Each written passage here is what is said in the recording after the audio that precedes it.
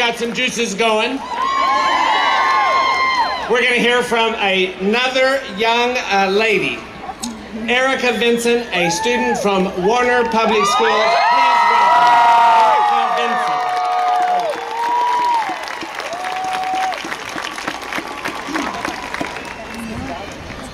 I am a flower. When I was only a seed, the gardeners planted me. They placed me in the perfect spot to grow. Oklahoma Public Schools. The gardeners watered me and watched over me. They watched me transform from a tiny seed to a tiny sprout. They watched my petals unfold. They watched my color become vibrant. And if I ever started to wilt, they added nutrients, water, and love. I have been growing in public schools for 14 years now. I was fortunate to be planted at a time when conditions in the garden allowed for unlimited growth in each and every flower. But as I look around the garden now, I see destruction.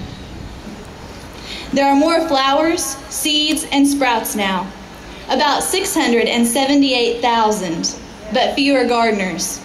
As funding for the garden has been cut year after year, standards and expectations for the garden have become higher and higher. To a flower in the garden, it seems like all of our time and the money is spent on testing us.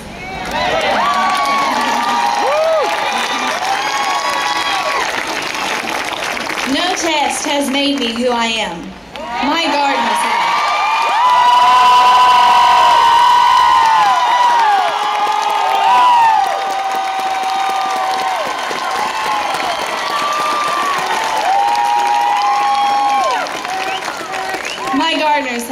My gardeners are my third grade teacher, who showed me how to use my reading talents to bring joy to others, and my 8th grade writing teacher, who tore apart my literary works and helped me put them back together in a beautiful way, and my chemistry teacher, who taught us flowers not only about the elements in the periodic table, but also about life. Yes, life beyond the garden. These are the people in public education that have made me who I am. Not, absolutely not, the end of instruction tests.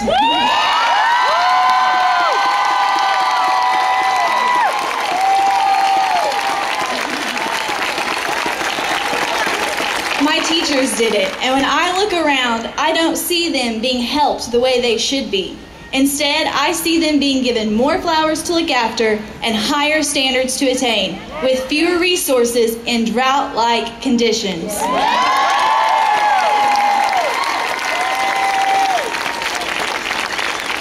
A flower ready to be transplanted to a new garden called college. But this doesn't ease my worry for the future of public education, because I know someone who is just a tiny seed in the garden. This is my 8-year-old little brother, Ty. Ty deserves the same love and attention I received in the garden. I want him to have the same opportunities I had in public schools. Sadly, because of the increasing student-to-teacher ratio, he will most likely have classes with large numbers of students. The teachers cannot possibly give their students the attention they require and deserve for growth.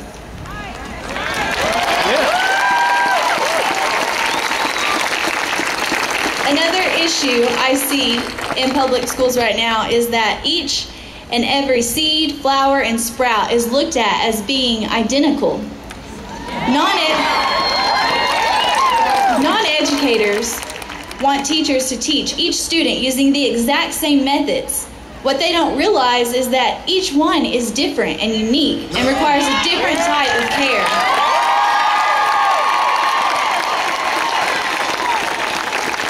Some need a warmer climate than others do. Some need more water while others need less. They may not all get there the same way, but each and every seed is capable of becoming a beautiful, strong flower.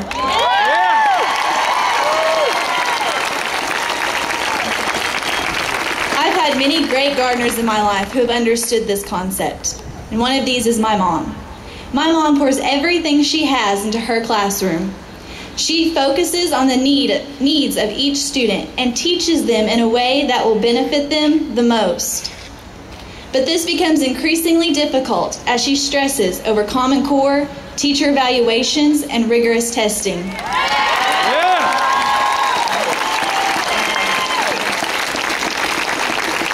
She worries over her students. She comes home with tears in her eyes. My mom used to feel powerful and important as a teacher. She knew that what she did made a difference. It did make a difference, and it still does. Every gardener makes a difference. I have no doubt that every single one of you gardeners out there want to see your seeds grow into strong flowers. However, I fear that until our public schools are funded appropriately, our teachers' jobs will become increasingly difficult. Higher standards are wonderful. We all want stronger flowers to send out into the world. But this cannot happen if funding is continually cut and testing remains the focus.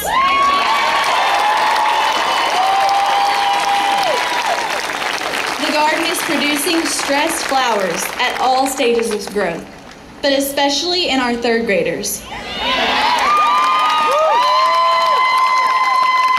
They know what it means if they fail that test. They're scared of it and stressed over it.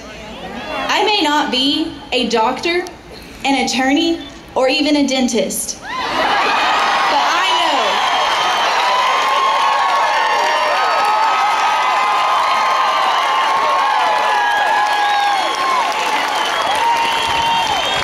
I know that stressed flowers wilt. It's time to stop stressing our flowers. It's time to fund public schools. Is the goal of this garden to create stressed flowers? No. The goal of this garden is to create strong flowers. Flowers that are strong enough to be transplanted into life and not just survive, but thrive.